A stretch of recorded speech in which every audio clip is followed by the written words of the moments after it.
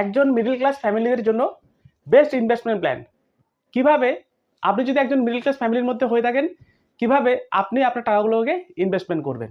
আজকের এই ভিডিওটি বিশেষ করে সেই সমস্ত মিডল ক্লাস ফ্যামিলিদের জন্য যারা প্রতি মাসে কষ্ট করে টাকা উপার্জন করছেন, সংসার চালাচ্ছেন এবং সন্তানদের ভবিষ্যৎ নিয়েও ভাবছেন, কিন্তু বুঝতে পারছেন না তাদের টাকা কোথায় ইনভেস্টমেন্ট করলে সবচেয়ে ভালো হবে।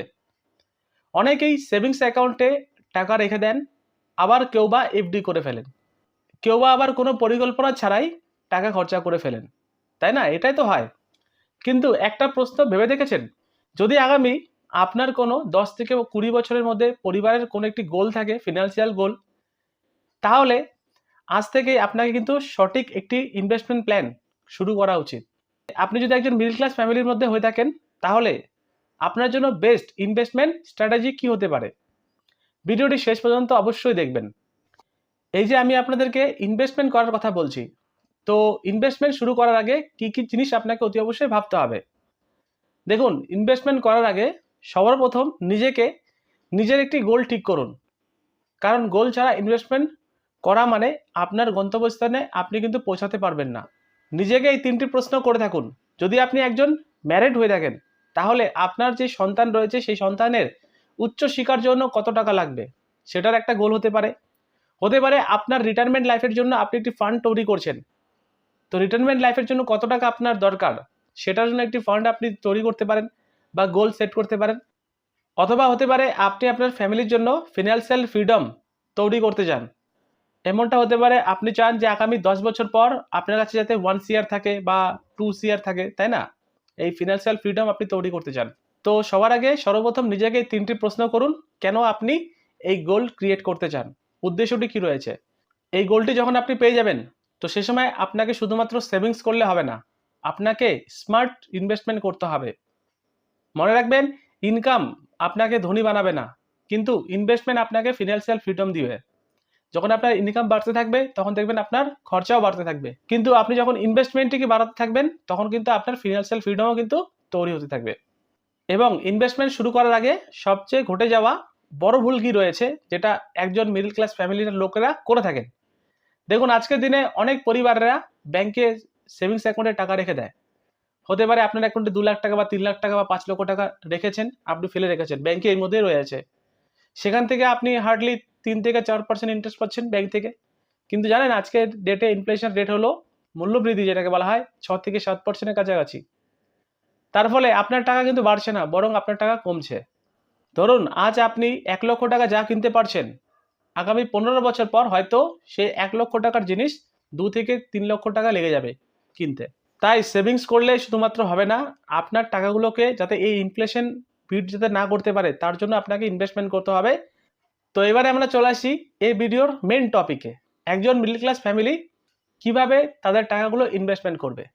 দেখুন, আমি এখানটায় ইনভেস্টমেন্ট ফর্মুলাতে দেখাতে চলেছি 3টি পিলারের কথা। প্রথম পিলারে আমি আপনাদেরকে বলবো, অতি অবশ্যই আপনাকে রাখতে হবে প্রোটেকশন। প্রোটেকশন মানে হলো কি, একটি লাইফ ইন্স্যুরেন্সের পলিসি, এর সাথে সাথে হেলথ ইন্স্যুরেন্স। যদি আপনি আপনার পরিবারের মধ্যে প্রধান আর্নিং মেম্বার হয়ে থাকেন বা প্রধান আর্নিং পার্সন হয়ে থাকেন, তাহলে আপনার নামে অতি অবশ্যই একটি লাইফ ইন্স্যুরেন্সের পলিসি, সাথে সাথে হেলথ ইন্স্যুরেন্সের পলিসি কিন্তু থাকতেই হবে। কারণ আজ যদি আপনার কিছু হয়ে যায়, তাহলে আপনার পুরো ফ্যামিলিটি কিন্তু ভেঙে যাবে। তাই ইনভেস্টমেন্টের প্রথম যে ধাপটি রয়েছে সেটি হলো প্রোটেকশনের জন্য। কারণ ইনকাম প্রোটেকশন ছাড়া ওয়েলথ ক্রিয়েশন হবে না। আপনার যদি ইনকামই না থাকে, তাহলে আপনার ওয়েলথ ক্রিয়েশন কিভাবে থাকবে? সেই ইনকামের উপর যদি আপনার প্রোটেকশনই না থাকে, তাহলে সেই ইনকামের উপর যখন খুশি তখন কিন্তু আপনার হতে পারে কিছু, তাই না? এর জন্য লাইফ ইন্স্যুরেন্স এবং হেলথ ইন্স্যুরেন্স পলিসি আর্নিং মেম্বারের নামে অবশ্যই নিতে হবে। নাম্বার 2 ফর্মুলার মধ্যে রয়েছে লং টার্ম সেভিংস।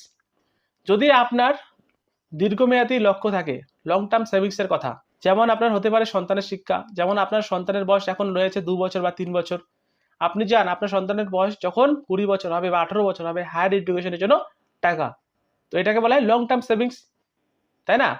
অথবা মেয়ের বিয়ে, আপনার ধরেন ছেলে হতে পারে বা মেয়ে হতে পারে, তাদের বিয়ের জন্য আপনি ধরেন টাকা জমা করা শুরু করছেন।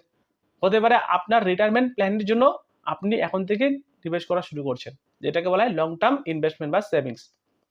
এর জন্য কিন্তু ডিসিপ্লিন সেভিংস আপনার দরকার। ডিসিপ্লিন সেভিংস কেন বলছি?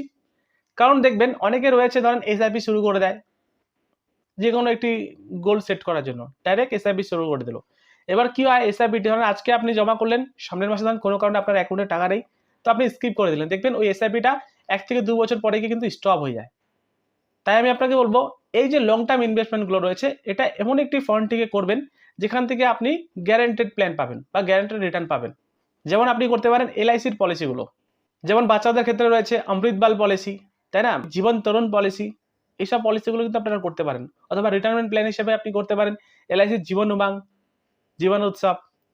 এগুলো পলিসিতে কি রয়েছে, আপনি কিন্তু ডিসিপ্লিন ওয়েতে কিন্তু ইনভেস্টমেন্ট করতে থাকবেন। আপনি ধরেন 3 মাস পর পর প্রিমিয়াম জমা করছেন বা বছরে প্রিমিয়াম জমা করছেন, দেখবেন আপনি যে এজেন্ট থ্রু দিয়ে করবেন সেই এজেন্ট কিন্তু আপনাকে বারবার রিমাইন্ডার দিবে যে আপনি জমা করেন। ওপেন করতে করতে দেখবেন আপনার পুরো পলিসি কিন্তু চলে যাবে এবং ম্যাচুরিটিও আপনি পেয়ে যাবেন। তো এটি হলো investment formula number 2, long term savings.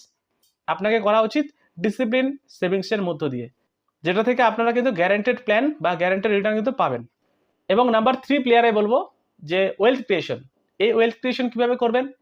Wealth creation করবেন দীর্ঘ সময়ের জন্য, হতে পারে এসআইপি, হতে পারে ইকুইটি মিউচুয়াল ফান্ডে নিবেশ।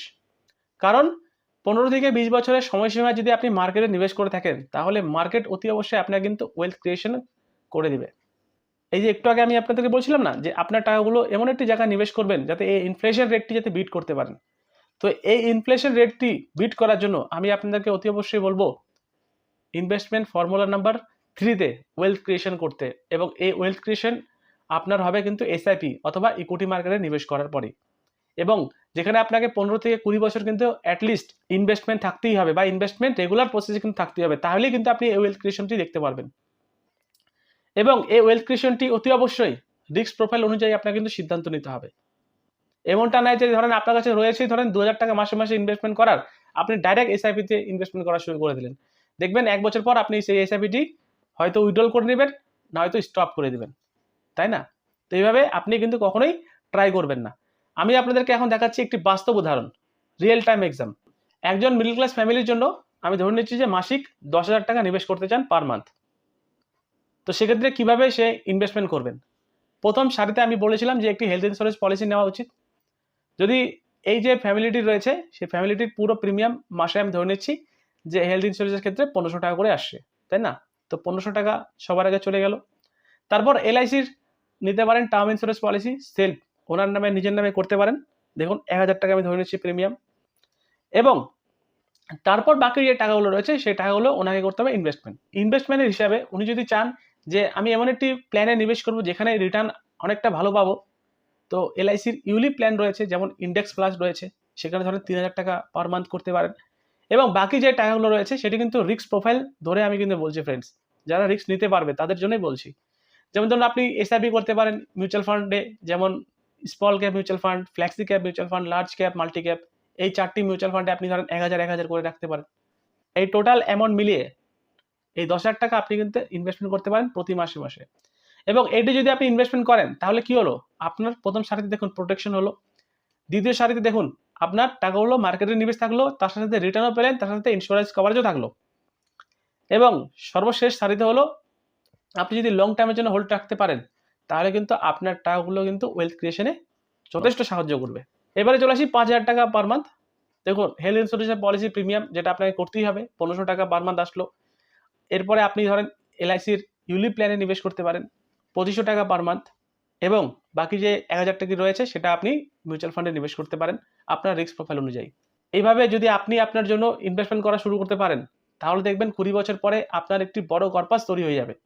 এবং সবচেয়ে গুরুত্বপূর্ণ বিষয় হলো অ্যামাউন্ট বড় হওয়া জরুরি নয়, রেগুলারিটি বেশি জরুরি।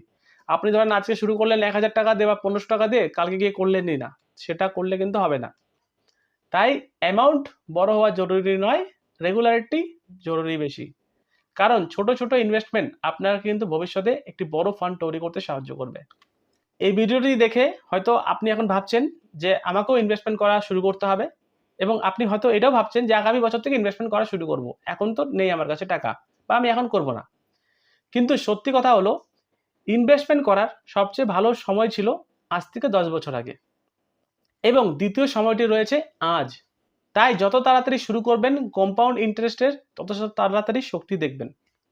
আজ আপনার বয়স যদি 30 বছর হয়ে থাকে তাহলে আপনি আজই শুরু করুন, কারণ 40 বছর বয়সে যখন আপনি শুরু করবেন সেটা অনেক কম সময় হতে পারে আপনার জন্য। তো এই ভিডিওটি কেমন লাগলো আপনাদেরকে কমেন্ট বক্সে অতি অবশ্যই জানাবেন, লাইক করবেন, শেয়ার করবেন এবং সাবস্ক্রাইব করতে ভুলবেন না। তো ততক্ষণ যেন দেখতে থাকুন বেঙ্গলি টেক। ধন্যবাদ, নমস্কার।